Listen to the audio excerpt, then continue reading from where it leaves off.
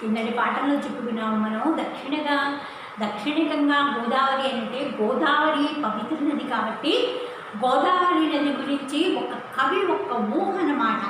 ఇలా ఉంది అని చెప్పి ఆయన వర్ణించడం అవన్నీ కూడా మనం తెలుసుకుంటూ ఉన్నాము. బెజవాడ వచ్చాము, అక్కడ కృష్ణానది చూసాము, ఇలా అన్నీ వర్ణిస్తూ ఉన్నాడనమాట. చివరికి గోదావరి నది దగ్గరికి వచ్చి గోదావరి నదిని కూడా వర్ణించడం మొదలుపెట్టాడు ఆయన. చక్కగా గోదావరి కొండల్లోంచి ప్రవహిస్తూ వచ్చి ఎక్కడి నుంచి వస్తున్నాయో ఈ సుగుండాలు, ఎక్కడి నుంచి వస్తున్నాయో ఈ నీటి వాతావరణం మొత్తం ఇలా అని కవి తన గురించి వర్ణిస్తున్నాడు అనమాట. వర్ణన కట్టే కవి. ఆ కవి అనేటువంటి ఆయన బాగా వర్ణిస్తున్నాడు. ఏమని, ఇక్కడ అలా ఉంది, అక్కడ అలా ఉంది అని చెప్తున్నాడు. కొండల్లో ఉండేటువంటి ఆకాశము చూస్తూ ఉంటే ఎక్కడో నల్లటి మబ్బులు కనబడుతుంది, ఎక్కడో తెల్లటి మబ్బులు అక్కడక్కడ కనబడితే వాటిని జ్ఞానులతో సాధువులతో పోల్చారు కవి. ఎందుకంటే అలా ప్రదేశంలో ఆ తెల్లటి యొక్క మేఘాలను గురించి కవి అంత చక్కగా వర్ణించాడు. ఎక్కడి నుంచి సుడిగుండాలు వస్తున్నాయో, మళ్ళీ ఈ సుడిగుండాలన్నీ కూడా ఎక్కడికి వెళ్ళిపోతున్నాయో, ఒక నదిలో ఆటుపోటు వస్తూ ఉంటాయి. కాబట్టి ఏంటి, ఈ సుడిగుండాలు ఏర్పడుతూ ఉంటాయి. ఎక్కడ పడితే అక్కడ మనకి సుడిగుండాలు ఏర్పడుతూ ఉంటాయి.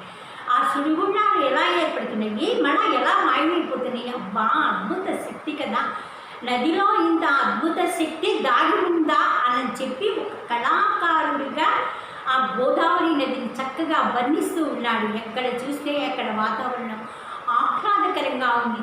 చిన్న పడవలు పిల్లలతో పోల్చాడు. నదీ నదామతలని నమ్ముకొని మచ్చువాకార్ అంటే చేపలు పట్టేటువంటి వాళ్ళు ఆ నదిని నమ్ముకొని ఈవిడే మా అమ్మ పెట్టినా తిట్టినా ఈవిడే అని ఆటుపోటకి తట్టుకుంటూ సుడిగుండాలను కూడా లెక్క చేయకుండా అక్కడే పుట్టి అక్కడే పెరిగి వాళ్ళ వృత్తిలో ఉండేటువంటి వాళ్ళ మనోభావాలని పాపం అలా పంచుకుంటున్నారు. ఈ గోదావరి మాకు తల్లి అయినా తండ్రి అయినా మాకు ఈవిడే మాకు అని చెప్తున్నాడు అనమాట. ఎందుకంటే మేము ఎక్కడో పుట్టాము, ఎక్కడో పెరిగాము, ఇదే వృత్తిని మేము నమ్ముకుంటున్నాము కాబట్టి చిన్న పడవలు ఆ నదిలో అక్కడక్కడ కనపడుతూ ఉంటే వాటిని పసి పిల్లలతో పోల్చాడు. ఈ పిల్లలే పెరిగి పెద్దవాళ్ళే వాళ్ళే ఇక్కడ మళ్ళా కూడా సంసారం సాగిస్తూ వాళ్ళలో కూడా ఇదే పద్ధతిలో వాళ్ళ కులవృత్తిని మారిపోకుండా మళ్ళా వాళ్ళ చేపలు పెట్టుకోవడం, మళ్ళా మామూలు పడవలు వేసుకొని యాత్రికులు ఈ ఒడ్డు నుంచి ఆ ఒడ్డుకు చేర్చడం, ఇవన్నీ కూడా వాళ్ళు జరుగుతూ ఉంటాయి. తరువాత అక్కడక్కడ కూడా కొంగల గుంపుని వర్ణించాడు. కొంగ తపస్సు చేసుకొని తన పాదముద్రలను వదిలి వెళ్ళిపోతూ ఉంటుంది. ఇసుకలో మనం నడిచేటప్పుడు అక్కడక్కడ తడి ప్రదేశాల్లో పాదముద్రలు పడతాయి మనకి, ఎక్కడ నడిస్తే అక్కడ. బాగా గమనించండి మీరు, ఆ పాదముద్రలను కూడా వదిలి వెళ్ళిపోతున్నాయి కదా. అబ్బాయి ఎంత చక్కగా ఉంది ఈ సృష్టి, అంత బాగా ఉంది గోదావరి నది అని చెప్పి కవి యొక్క హృదయాన్ని వెలికి తీసుకున్నాడు ఆయన అని చెప్తున్నాడు. గిరే సూరజ్కి దూపుకహి నమోనిశాంతత, ఎక్కడా సూర్యుడు కనబడట్లా, చూద్దామన్నా కూడా లేదు. ఎందుకంటే కొండల్లో దాగి ఉన్నాడు, నల్లటి మబ్బుల్లో ఎక్కడ ఉన్నాడో సూర్యుడు మనకైతే అవగాహన కలగట్లేదు అని చెప్తూ ఉన్నాడు.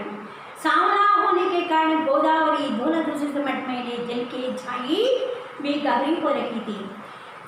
బాగా ఎక్కడో ఉండేటువంటి వాతావరణం కాబట్టి నీళ్లు చూస్తుంటే పైనుంచి ఎక్కడో లోతుగా కనబడుతున్నాయి. ఓ పక్క కొండలు, ఆ కొండలు వాతావరణం ఆ మేఘంతా నల్లగా అలుముకున్నది. ఎక్కడా నమోనిషాన్ వాతావరణానికి అనుగుణ ఎక్కడా సూర్యుడు వెలుతురు ఏమీ లేదు అక్కడ. కాబట్టి కొండలో ఉండేటువంటి ఆ పరిస్థితిని కూడా చక్కగా కవి వర్ణించాడు అని చెప్తూ ఉన్నాడు. చూడండి, బిల్కుల్ దుష్మనియో పోజేసి లగ్తే, అక్కడ ఉండేటువంటి ఆ నల్లటి మేఘాల్లో అక్కడక్కడ తెల్లగా మబ్బుల ఛాయ కనబడుతూ ఉండేది కాబట్టి వాటిని సాధువులు సొంతతో పోల్చాడు. ఎక్కడ నల్లటి వాళ్ళు, ఎక్కడ తెల్లగా ఉండేటువంటి సాధువులు. కాబట్టి ఏంటి, అంత నిర్మలంగా ఉంది ఆ ప్రదేశం మొత్తం కూడా. ఆకాశం చూస్తే ఎప్పుడు నిర్మలంగానే ఉంటుంది, కానీ వర్ణించడానికి కవులకు కూడా సాధ్యం కాని పరిస్థితులు వచ్చి పడుతుంటాయి. అయినా కూడా ఆడిపోతున్న తట్టుకుని కవి వర్ణిస్తూనే ఉంటాడు. దాని గురించి మనం పెద్దగా చెప్పుకోవాల్సింది ఏం లేదంటాడు. ఇతనా సారీపగాసి ఆతాహోగా, అబ్బా ఇన్ని నీళ్ళు అసలు కొండకోణంలో ప్రవహిస్తూ ఎక్కడి నుంచి ఎక్కడి వరకు వస్తున్నాయో అబ్బా చెప్పగలిగి కాదు అని చెప్తున్నాడు.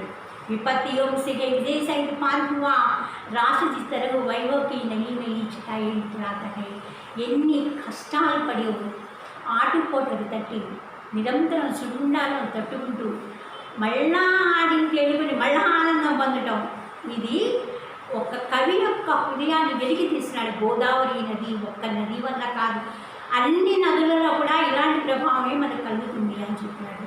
चारों तरफ अपनी समृद्धि फैलता जाता है. इस तरह गोदावरी का अखंड प्रवाह पहाड़ों से निकलकर अपने गौरव के साथ के लिए आता हुआ दिखाई पड़ता है. ఎక్కడ నుంచి కొండలోంచి నీరు ప్రవహిస్తూ ఒక జీవనదిలాగా ప్రవహించి మరి మనకి అంత ఆనందాన్ని కలగచేస్తున్నది అని అంటే ఇంకా చెప్పనవి కాదు కదా. ఒక నది, ఆ నది మనకి తాగునీటిని ఇస్తుంది. వ్యవసాయదారుడికి పంట పొలాలకి నీళ్ళని మళ్ళించుకుంటున్నారు. మనం తాగడానికి జల్ పీనేకి అవసరం, నీళ్ళు తాగేటువంటి అవసరం మనకు ఉంది కాబట్టి నదుల వల్ల మనం ఆ నీటిని పొందగలుగుతున్నాం. ఇన్ని రకాలుగా మనకి ఒక నది మనకి ఇన్ని రకాలుగా ఉపయోగపడుతుంది అని చెప్పినాడు. ఒక్క నదిని గురించి కవి వర్ణిస్తున్నాడు అని అంటే చూడండి ఎక్కడి నుంచి వస్తున్నదో ఈ నీళ్ళన్నీ కూడా తిరిగి మళ్ళీ ఎక్కడికి వెళ్ళిపోతున్నాయో ఈ నీళ్ళన్నీ ప్రవహిస్తూ కొండలోంచి ఎక్కడ పుట్టినాయో, ఎక్కడ పెరుగుతున్నామో, ఎక్కడ మట్టిలో కలిసిపోతున్నామో అని మానవుల యొక్క జీవితాన్ని కూడా అలా వర్ణించాడనమాట. ఎక్కడ పుడతామో, ఎక్కడ పెరుగుతామో, ఎక్కడ తను చాలిస్తామో మనకైతే తెలియదు. జో మొత్తము కూడా ఇదంతా జీవన మరణం జో ఈశ్వరకే ఆత్మకే చావు పుట్టుకలన్నీ కూడా భగవంతుడు సృష్టించడమే కదా, మనం సృష్టించడం కాదు కదా. కాబట్టి అప్ప గోదావరి నదిలో కూడా ఎక్కడ ప్రవహిస్తే ఎక్కడి నుంచి పుట్టిందో అసలు కొండ కోణంలోంచి ప్రవహిస్తూ కొండల నుంచి జాలువారేటువంటి నది ఒక పవిత్రంగా తయారయ్యి 10 మందికి నీటిని పొంది వాళ్ళు తినడానికి ఫలసాయాన్ని పెంపొందింపు చేసుకుంటుంది ఆ నీటి వల్ల. అంటే ఇంకా చెప్పనవి కాదు, కవి యొక్క హృదయం అలా ఉంటుంది. छोटे बड़े जहाँ तो नदी के बच्चे हैं అని చెప్ప ఫస్టే ఆ చిన్న చిన్న పడవలన్నీ కూడా నది యొక్క పిల్లలు అని చెప్తున్నాం. जो माता के स्वभाव से परिचित होने के कारण इसकी गोद में मनमाना राजे खेले विचला और कूदे तो उसके रोकने वाला कौन है. అక్కడే పడవల్లో ఆడుకుంటుంటారు, ఆనందాన్ని పొందుతూ ఉంటారు, ఈవెంట్ ఆవేపు వస్తూ ఉంటారు. ఆ పిల్లల యొక్క ఆనందం చెప్పనలిమి కాదు అని చెప్తున్నాడు. పడవలు కదా, పడవల్ని పిల్లలతో పోల్చి ఇక్కడే పుట్టావు, ఇక్కడే తను చాలిస్తున్నావు, ఇక్కడే ఉండాలి ఉత్తమ తరంగంలోని అని చెప్పి ఆడుకోట్లలో తట్టుకొని కూడా ఆ పడవలు కూడా అలాగే చేస్తాయిగా అక్కడే ఉండిపోతుంది అని చెప్పి. लेकिन बच्चों की उम्र तो इन नावों की उपेक्षा प्रवाह में जहाँ तहाँ पड़ते हुए भवरों को देनी चाहिए. పాపం అప్పుడప్పుడు సుడిగుండాలు వచ్చిపోతుంది. భవర అంటే సుడిగుండాలు. అప్పుడప్పుడు ఆడుకోటలు తట్టుకొని సుడిగుండాలు వస్తుంటాయి. వచ్చినప్పుడు కష్టమే, తట్టుకోవడం కష్టమే. ఆ కష్టం పోయి మళ్ళా కష్టం వచ్చింది అని చెప్పి ఈ మనిషి రూపంలో ఏ మానవుడు కూడా బాధపడకూడదు. ఈరోజు కష్టం వచ్చింది, ఇంక 4 గంటల్లో సుఖం రావచ్చు అని ఆశాభావం వ్యక్తం చేసుకోవాలి అని చెప్పి ఇప్పుడు కష్టం వచ్చింది, అమ్మో నేను ఎట్లా ఈ కష్టాన్ని తట్టుకోవడం అనేసి అనుకోకూడదు. కష్ట సుఖాలు మేలు కలిగదు అంటే ఏంటి, మానవుడు అన్నది మాత్రం కష్టము సుఖము రెండూ కూడా మనతో పాటుగా సమానంగానే పెరుగుతుంటాయి కూడా. लेकिन बच्चों की उम्र तो इन नावों की अपेक्षा प्रवाह में जहाँ तक कहाँ पड़ते हुए भंवरों को देनी चाहिए. कुछ देर दिख पड़े थोड़ी ही देर में भयानक तूफान का स्वाद रचा हुआ एक ही पल में खिलखिलाकर हंस पड़े थे. ఒక్కొక్క తడపు తుఫాన్లు వస్తుంది, సుడిగుండాలు తుఫాన్లు. బా ఇన్ని కష్టాలు కూర్చుకొని ఒక నది, మానవుడు చేయలేనటువంటి ఒక నది సుడిగుండాలు ఆటుపోటలు తట్టుకొని తుఫాన్లు వస్తే ఉవ్వెత్తున ఎగిరిపడుతుంటాయి అలలు. అలలని తట్టుకొని మళ్ళా కాసేపట్లో మళ్ళీ ఆనందం అవన్నీ సర్దువణిగిపోయినాయి అనుకో మళ్ళీ ఆనందం చక్కగా. మనిషి కూడా అంతే, కష్టసుఖాల కలయికి మనిషి యొక్క జీవితం కాబట్టి జీవితం కష్టం వచ్చిందని చెప్పి కుంగిపోకూడదు, సుఖం వచ్చిందని చెప్పి పొంగిపోకూడదు. కష్టసుఖాలు ఎవరైతే సమానంగా భరిస్తూ వచ్చాడో వాడే మనిషి రూపంలో ఉండి ఒక మంచి దైవ స్వభావాన్ని కలిగి ఉంటాడు అని చెప్తున్నాను. थोड़ी ही देर में भयानक तूफान का स्वाद रचा और एक ही पल में खिलखिला कर हंस पड़े. ये भवन न जाने कहाँ से याद और कहाँ चल जाते हैं. అబ్బాయి సుడిగుండాలు ఎక్కడి నుంచి వస్తున్నాయో మళ్ళీ ఎక్కడికి వెళ్ళిపోతున్నాయో ఎవరికి అర్థం కాదు. కానీ సుడిగుండాలు వచ్చినప్పుడు భయానక వాతావరణం సృష్టిస్తుంది కాబట్టి అప్పుడు ఉండేటువంటి ఆ మత్స్యకారులు కూడా వాటిని కూడా తట్టుకొని ఆ పడవల మీద ప్రయాణం చేసి పట్టకూటి కోసం వాడు కూడా పడడానికి పాటలు పడి అసలు ఎన్ని కష్టాలు అనుభవిస్తారు. మనం మామూలుగానే జనరల్గానే చూస్తూ ఉంటాం. కొట్టుకుపోతూ ఉంటారు నదీ ప్రవాహాలలో. చాలామంది కొట్టుకుపోతూ ఉంటారు నదీ ప్రవాహాలలో. మళ్ళా వాళ్ళు సురక్షితంగా మళ్ళా ఈ ఒడ్డుకు వచ్చేదాకా కూడా కుటుంబం కూడా అల్లాడిపోతే పరిస్థితులు వస్తుంటాయి. మనం చూస్తూనే ఉంటాం. ఎప్పుడు వాళ్ళ కుటుంబం కళ్ళకి ఎదురుపడుతుందో అమ్మ మా వాళ్ళకి సంరక్షణగా స్వేచ్ఛగా హాయిగా ఉన్నారు, బ్రతికి పట్టగట్టారని చెప్పి అనుకుంటుంది. కానీ తట్టుకొని ఉండేటువంటి వాళ్ళు ఒక మత్స్యకారులు మాత్రమే పాపం పడవలు వేసుకొని వెళ్ళిపోతూ ఉంటారు. ప్రవాహంలో కొట్టుకుపోయి కొంతమంది చనిపోతూ ఉంటారు, కొంతమంది ఎక్కడికో వెళ్ళి తేలిపోతూ ఉంటారు. వాళ్ళ పరిస్థితి వర్ణనాతీతం, అసలు చెప్పలేము. కాబట్టి ఆటుపోట్లకి తట్టుకోవాలి అని చెప్తుంది. కాసేపట్లో ఆనందం, అందరినీ చూసామే అనేది ఒక ఆనందం. ముందంతా కష్టం కనుక ఎప్పుడు కష్టపడి మనిషి పైకి వస్తాడో ఆనందం, వాడికి ఇంకా సుఖం అనేది ఆటోమేటిక్గా వెళ్ళిపోతూ ఉంటుంది. వాడికి ముందే సుఖపడి తర్వాత కష్టపడమంటే ఏ మానవుడు అలా చేయలేడు. కాబట్టి కష్టం చక్కగా శ్రమకు అభివృద్ధిని ఇంకోటారు. నువ్వు ఎంత శ్రమ పడితే ఆ శ్రమ నీకు వృధా కాదు అని చెప్తాడు అనమాట. ఎందుకంటే కష్టసుఖాలు మేలుకలిగే ఒక జీవితం. అలాగే నదిలో సుడిగుండాలు వస్తున్నాయి పోతున్నాయి, కానీ ఆటుపోట్లకు తట్టుకొని మళ్ళా కాసేపట్లో ఆనందం, అబ్బా ఎంత నిర్మలంగా ప్రవేశం వెళ్ళిపోతుందో అన్నది. అలా ఉండాలి మానవ జీవితం ఉండాలని చెప్పారు. एक लंबे चौड़े भारी फाटक के दरमियान अगर टापू ना हो तो इसकी कमी रह जाती है. ద్వీపాలు ఉంటాయి, అక్కడక్కడ కూడా చిన్న చిన్న ద్వీపాలలాగా కొంచెం నీళ్ళు నిలిచిపోతూ ఉంటాయి. అది దానికి కూడా అప్పుడప్పుడు కూడా మనం చూడగలుగుతాం. గోదావరి टापू प्रसिद्ध है तो पुरानी ही धर्म की तरह जहाँ से तहाँ स्वरूप होकर जमे हुए और कवि की प्रतिभा इस तरह पर स्थल की नवीनता उत्पन्न कर लेते हैं और नया रूप ग्रहण करते हैं. इन टापुओं को अनासक्त बगलों को छोड़ और न जाएगा. ఒక్క తడవ పొంగలు నిలబడతాయి అని చెప్పాను నేను ఒక చోట మీకు. ఎప్పుడూ స్థిర నివాసంగా అక్కడ ఏమి ఉండలేవు అవి. కాబట్టి ఏంటి తన పాదముద్రలు వదిలి వెళ్ళిపోతూ ఉంటాయి. వెళ్ళిపోయేటప్పుడు అవి ఏం సూచిస్తాయి, అబ్బా నా జన్మ ఘనమైంది కదా, నేను కూడా ఈ గోదావరిలో మునిగి నేను కూడా నా జన్మని ధన్యం చేసుకున్నాను కదా అని చెప్పి పాదముద్రలు వదిలి వెళ్ళిపోతూ ఉంటాయి. గమనిస్తూ ఉంటాం. బాటసారులకి అది కూడా చూడగలుగుతాము.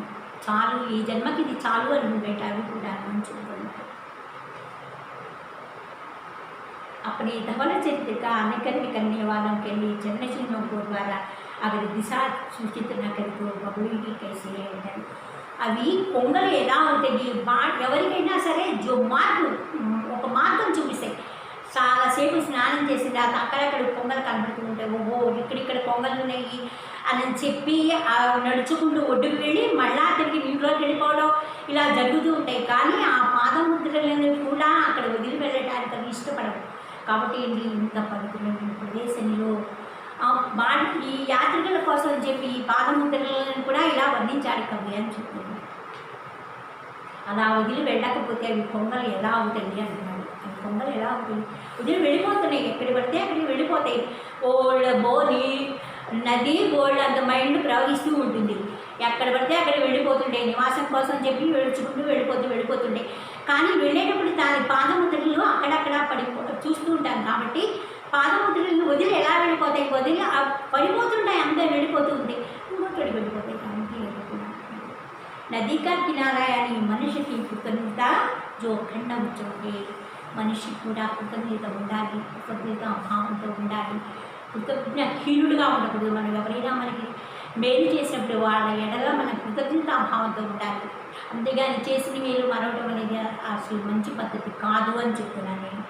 కినారే పరికే సఫేద్ మహల్ और मंदिर और ऊंचे शिखर రెండు పాసం అక్కడెక్కడ చూస్తున్నాం తెల్లటి భవనాలు.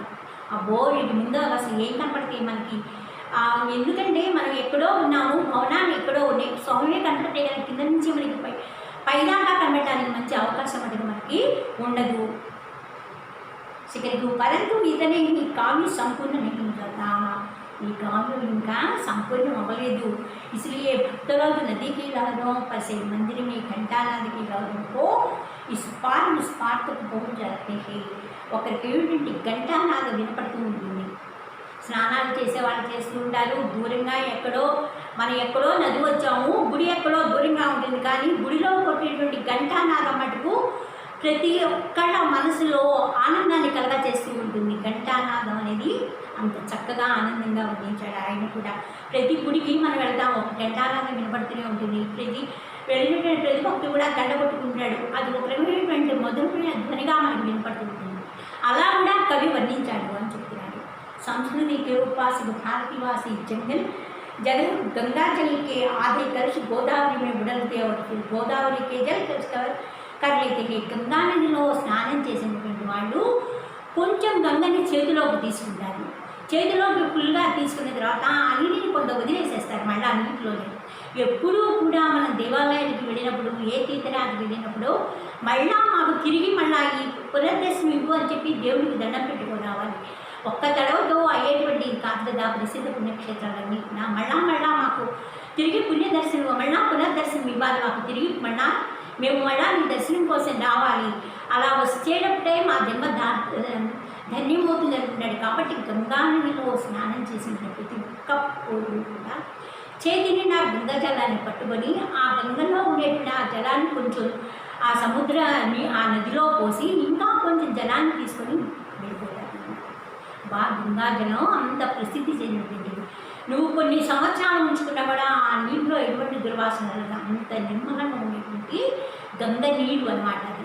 అందుకని సోమం గంగా నదిలో పోయాలి. సోమం మనం ఆ కలశంలో తెచ్చుకొని నీటిని శుభ్రం చేసుకొని మళ్ళీ మనం ఇంటికి తీసుకురావాలి. అలా చేయాలి అని చెప్పి జలసేకర్ ఏ జాతికి తీసుకొని వెళ్ళిపోతూ ఉండాలి. కితనికి భవ్య విధి, ఇది ఒక గొప్ప పద్ధతి కదా.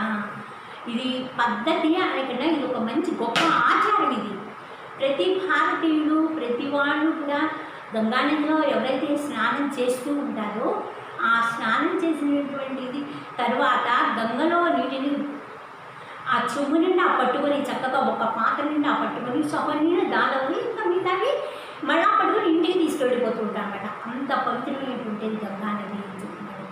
గంగా మాతాకి సమానమే అని వర్ణించాడు. గంగా తల్లితో సమానం అని చెప్తున్నాడు. తల్లి ఎదిగి మనల్ని ఎన్ని విధాలుగా ఆదరిస్తుందో నీరు కూడా అన్ని విధాలుగా మనకు ఉపయోగపడుతూనే ఉంది. ఒక్క కేవలం నీరు కనుక లేకుండా పోతే దేశంలో ఇక మనిషి క్షణానికి ఒక సాగు చచ్చిపోతూ ఉంటాడు. కాబట్టి జీవనాధారం ప్రాణికి అంతా కూడా జీవనాధారం నీరే. కాబట్టి ప్రతి ఒక్కళ్ళు కూడా నీటిని సద్వినియోగం చేసుకోవాలి, దురుపయోగం చేసుకోకూడదు.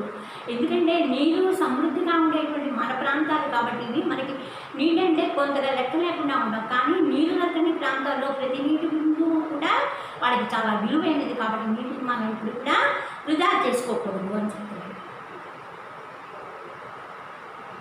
यह भक्ति रस को हृदय से भरा हुआ और मंदिरों को घंटानाद और हृदयनाद को पूर्व स्मृति की सुनाया. అబ్బా ఇక్కడికి వచ్చాం, మళ్ళా మనం అక్కడికి వెళ్తాం. స్నానాలు చేసి ప్రతి ఒక్కళ్ళు కూడా చక్కగా గంగలో స్నానం చేసి ప్రతి ఒక్కళ్ళు కూడా మళ్ళీ ఎక్కడికి వెళ్తాం, దేవాలయానికి వెళ్తాం. అక్కడ గంట మోగిస్తాం, మోగించే వాళ్ళ గంటను వింటాం, మనం మళ్ళా వెళ్ళి మోగిస్తాం. అబ్బా ఎంత చక్కటి వాతావరణం ఇది అని చెప్పినాడు. గోదావరి నది ఒడ్డున ఇంత చక్కటి ప్రదేశం ఉంది అని నేను చెప్పి ఆయన వర్ణించినాడు. ఒక సైడే చూశాడు రైల్లో నుంచి వెళ్తూ, ఆయన ఇంకొక సైడ్ చూడాలి ఉత్సాహం ఆయనకి. అటు ఇటు కూడా చూడాలి అనేటువంటి ఒక మంచి దృఢ సంకల్పం ఆయనకి. ఏమో ఈ ఒడ్డున ఏముందో ఆ ఒడ్డున ఏముందో దోపాటికి నదులకి రెండు వైపులా రెండు ఒడ్డులాగా ఉంటాయి, మనం గమనిస్తుంటాం. ఆ మధ్యలో నీరు ప్రవహిస్తూ ఉంటుంది. కాబట్టి ఏంటి, ఈ నీటిని మనం వృధా చేయకుండా ఆ నీరు బయటికి వెళ్ళిపోకుండా భక్తులు ఎవరైతే స్నానవాటికలు ఉంటాయో అక్కడికి వెళ్ళి స్నానం చేసి నీటిని పవిత్రంగా ఉంచుకోవాలి. ఈ నీరు మనకి పవిత్రమైనది, నీరే జీవకోటికి ప్రాణాధారం. కాబట్టి ప్రతి నీటి బిందువును కూడా మనం అక్కడ వేస్ట్ చేయకూడదు అనేటువంటి ఒక మంచి తత్వం కలవాడు ఎవరైనా సరే చక్కగా స్నానం చేసి గంగ నీళ్ళు పట్టుకొని మళ్ళా వెళ్ళిపోయి అక్కడ అమ్మవారికి అయ్యవారికి పూజలు చేసుకున్న తర్వాత మళ్ళా మనం తిరిగి వెళ్ళిపోతూ మళ్ళా చక్కగా చెంబు నిండా నీళ్ళు పట్టుకొని మనం మన ఇంటికి తీసుకొచ్చుకొని దాన్ని కూడా పూజ గదిలో పెట్టుకొని చక్కగా పూజ చేస్తుంటే గంగా అంత పవిత్రమైనటువంటి అనమాట. గంగా నది ఏ నదైనా కూడా పవిత్రమైంది. కాబట్టి సాధారణ యాత్రికుడు ఎవరు కూడా గబగబా వెళ్ళి లోతుగా నీళ్ళలో దిగడవాడు. వాడు శుభ్రంగా ఉంచుకోవాలి, స్నానం చేయాలి, మనం శుభ్రంగా ఉండాలి. అప్పుడే మనం గంగానదిలో దిగి స్నానం చేయడం అనేది జరగాలి. అన్ని ప్రదేశాల్లో మనల్ని స్నానం చేయమన్నారు కదా, మనకి ఏ ప్లేస్ అయితే అలాట్ చేస్తారో అక్కడికి వెళ్ళి మనం స్నానం చేస్తాం. కాబట్టి నీరు దాదాపుగా కలుషితం అవ్వదు. కాబట్టి గంగ నీరు అంత పవిత్రమైనది అని చెప్పాడు. వచ్చేటప్పుడు మనం తెచ్చుకుంటాం, ఏమో ఈ జన్మకి ఒక్క తడ వెళ్ళాము, ఇంకో తడ వెళ్ళగలుగుతామో వెళ్ళలేమో అని కూడా మనసు ఆశ పీకుతూ ఉంటుంది కదా. ఒకవైపున ఆశ వెళ్తామేమో అని ఆశ, వెళ్ళలేమో అని నిరాశ. ఆశ నిరాశల మధ్య మానవుడు కొట్టుమిట్లాడుతుంటాడు. కాబట్టి వచ్చేటప్పుడు గంగాజలాన్ని చక్కగా సమృద్ధిగా తెచ్చుకొని పక్క వాళ్ళకి ఇస్తాము, ఇరుగుబడి వాళ్ళకి ఇచ్చుకుంటాం, కాసిన దేవుడి దగ్గర పూజలో పెట్టుకుంటాం. మనం మళ్ళా ఎప్పటికి పునర్దర్శన ప్రాప్తు, ఎప్పటికి మళ్ళీ ఆ గంగా దగ్గరికి వెళ్తామో, ఎప్పుడు గంగా స్నానం చేస్తాము, గంగామాతను దర్శించుకుంటాము అని చెప్పి ప్రతి ఒక్క యాత్రికుడు కూడా మళ్ళా రావాలి, మళ్ళా మాకు దర్శనం కలగాలి, మళ్ళా మాకు మంచి జరగాలి అని ప్రతి ఒక్కడు కూడా దేవుడికి దండం పెట్టుకోవాలి. అందరం చక్కగా ఉండాలి. నేను ఒక్కనే వచ్చాను, నేను ఒక్కనే చక్కగా ఉండాలి, నేను ఒక్కనే చల్లగా ఉండాలి, ఎప్పుడు భగవంతుడు కూడా అందరం సర్వే జనా సుఖినో భవంతు, అందరం కూడా చక్కగా ఉండాలి. మనం ప్రతి ఒక్కళ్ళు కూడా చక్కగా ఉండాలి, అందరం చల్లగా చూడని చెప్పి ప్రతి దేవుడికి కూడా మనం ఫస్ట్గా దండం పెట్టుకోవాలి. మన ఒక్కళ్ళ మీద చక్కగా ఉండాలి, మొత్తం నాకే రావాలి వద్దు, ఇలాంటి కోరికలు మనకొద్దు. ఎందుకంటే ఉన్న భగవంతుడు ఏదో ఇచ్చినందుకు ఇచ్చాడు, ఇవ్వలేదు మనకి, ఇంకా మన దాని గురించి నిరాశ చెందకూడదు. ఎందుకంటే భగవంతుడి దగ్గర నిర్మలమైన మనసుతో వెళ్ళాలి, కల్మషం లేని మనసుతో దండం పెట్టుకోవాలి, చక్కగా రావాలి, అందరూ చల్లగా ఉండాలన్నప్పుడు ఖచ్చితంగా దండం పెట్టుకోవాలి దేవుడికి. कानों को तो सिर्फ इंजन की आवाज़ सुनाई पड़ती थी. ఎక్కడో గంటల నాదం కన్నా కూడా రైలు పట్టాల మీద వెళ్ళేటువంటి ఇంజన్ యొక్క సౌండ్ వింటాం, లయబద్ధంగా వెళ్ళిపోతూ ఉంటుంది. ఎక్కడ ఆడిపోతుండో మీరు గమనించండి. రైలు వెళ్ళేటప్పుడు ఆ ఇంజన్ యొక్క మూత ఇప్పుడు క్రమశిక్షణగా వెళ్ళిపోతూ ఉంటుంది. ఆ నాదం ఇంకా బాగుంటుంది అంటున్నాడు. कानों तक सिर्फ इंजन की आवाज़ सुनाई. अतः हम आधुनिक संस्कृति के इस प्रतिनिधि को नफरत करना छोड़े तो रेल के पल के ताल कुछ कम आकर्षण नहीं लगता. వంతిన మీద అది కూడా ఒక విజయనాదంగా ఇంజన్ యొక్క సౌండ్ మనకు వినపడుతూ ఉంటుంది అని చెప్పి उसका विजयनाद संक्रांत दूर तक फैल जाने वाला होकर ही रहता है. ఎంత దూరమో వెళ్ళిపోతూ ఉంటుంది. చక్కగా గంటానాదం విన్నాం, రైలు ఇంజన్ ఇంకా బాగుంది అంటే లైలా వెళ్ళిపోతూ ఉంటుంది. ఆ సౌండ్ కూడా మనం వినగలుగుతాము. ఎందుకంటే రైల్లో ప్రయాణం చేసేటువంటి వాళ్ళు ఇంజన్ సౌండ్ ఖచ్చితంగా మనకు వినపడుతూనే ఉంటుంది. ఎక్కడికి వెళ్తున్నా మోత వినపడుతూనే ఉంటుంది. అదే లయబద్ధంగా ఉంది అంటున్నాడు. అది కూడా బాగుంది అని కవి వర్ణిస్తున్నాడు. లయబద్ధంగా ఉంది, చక్కగా వెళ్తూ ఉంది ఇంజన్, చూడగలుగుతున్నాం. చక్కగా అక్కడ ప్రదేశాలని చూసాము. చివరికి రైలు పనిలో ప్రయాణం చేశాం కాబట్టి అది కూడా లయబద్ధంగా యాత్రికులకి వినపడుతూ ఉన్నది. అక్కడక్కడ ప్రయాణం చేసే ఉండేటువంటి యాత్రికులందరూ కూడా ఆ నాదాన్ని కూడా వింటున్నారు అని గమనించండి మీరు అని చెప్తున్నారు. पुल पर गाड़ी अच्छी तरह चलने के बाद मुझे ख्याल आया कि पूरब की तरफ देखना तो छूट ही गया. అబ్బా మళ్ళా గుర్తుకొచ్చింది. ఒకవైపే కదా చూసాము, మళ్ళీ ఇంకొక వైపు ఇప్పుడు చూడాలి మనం. పుల్పై పాడగలిగే తూర్పు వైపు చూడాలి, పశ్చిమ వైపు చూసాము. 2 ఒడ్లు ఉంటాయని చెప్పాను, తూర్పు పశ్చిమ. ఇప్పుడు మనం ఒక ఒడ్డునే చూసాము. ఒడ్డులు స్నానాలు చేసాం, దేవుడిని దర్శించుకున్నాం. మళ్ళీ అంతా అయిన తర్వాత మళ్ళా పడవలో వెళ్ళిపోయి మళ్ళీ పక్క ఒడ్డుకు వెళ్ళినప్పుడు అక్కడ ఏ ప్రదేశాలు ఉన్నాయనేటువంటి అక్కడ ఉండేటువంటి వాళ్ళు చెప్తూ ఉంటారు మనకి. అటు కూడా చూడాలి కదా. ఏమో మళ్ళీ వస్తామో రామో, మళ్ళా పునర్దర్శనం ఉందో లేదో, గంగని చూస్తామో లేదో అని ప్రతి ఒక్క మనసులో ఒక ఆనందం అన్నమాట.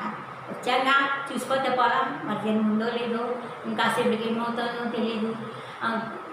ఎందుకంటే ఎక్కడికక్కడే ఆటుపోట్లు జరుగుతున్నాయి కాబట్టి ఏమో ఇంకాసేపటికి ఏమవుతుందో తెలియదు మనకి. కాబట్టి ఏంటి చూసాక చక్కగా ఆ వైపును కూడా చూసి వెళ్ళిపోతే ఒక రకమైన తృప్తి ఉంది, ఒక రకమైన ఆనందం.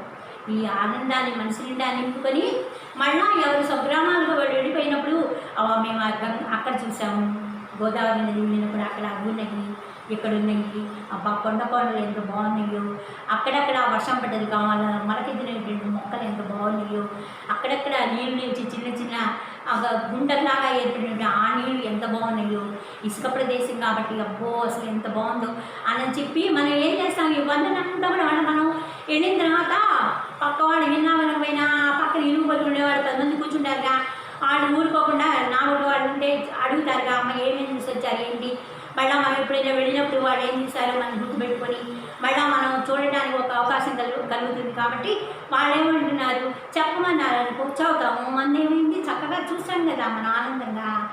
ఒకవైపు చూసాము, ఈ వైపు వర్ణన ఇలా ఉంది, ఆ వైపు వర్ణన అలా ఉంది అని చెప్పాలి కదా మనం. ఖచ్చితంగా ఏమో ఆ వైపున ఏముందో అని చెప్పి ఒక రకమైన ఉత్సాహం అనమాట. ఆ ఉత్సాహాన్ని ఇనుమడింపు చేసుకుని మళ్ళీ ఇంకో వైపు కూడా చూద్దాం. చూటిగా మర్చిపోయాం కదా మనం ఆ వైపు చూడటం. మర్చిపోవడం అంటే ఇంత ఆనందాన్ని ఇక్కడే పొందామే, అమ్మో అటు కూడా చూద్దాం ఏముంటుందో ఏందో, అసలు ఎంత బాగుందో, అటు ఇటు ఇంకా బాగుంటుందేమో వీరికన్నా అని చెప్పి ఎక్కలేనిటువంటి ఆశ అనమాట. చూద్దాం అనేటువంటి ఆశ. ఎప్పుడో వస్తాం, జన్మకో శివరాత్రి లాగా ఎప్పుడో వెళ్తాం వీలు తిరిగినప్పుడు మన అందరం కూడా అందరితో కలిసి.